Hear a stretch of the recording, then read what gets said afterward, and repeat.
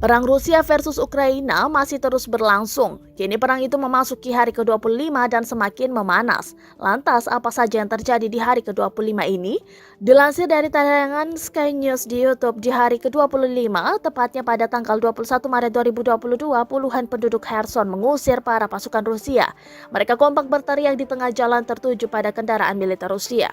Sedangkan koresponden Sky News John Sparks diperlihatkan mayat tentara Rusia yang ditata dalam bentuk Z.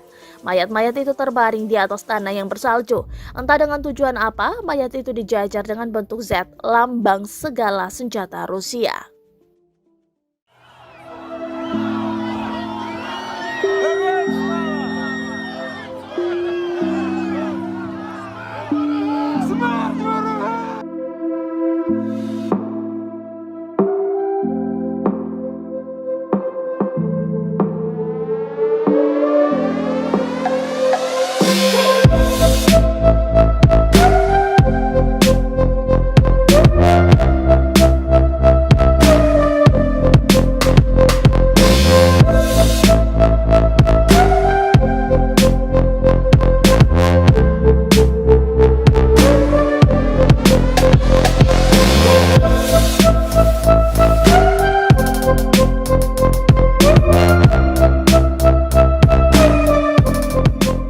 Terima kasih sudah nonton.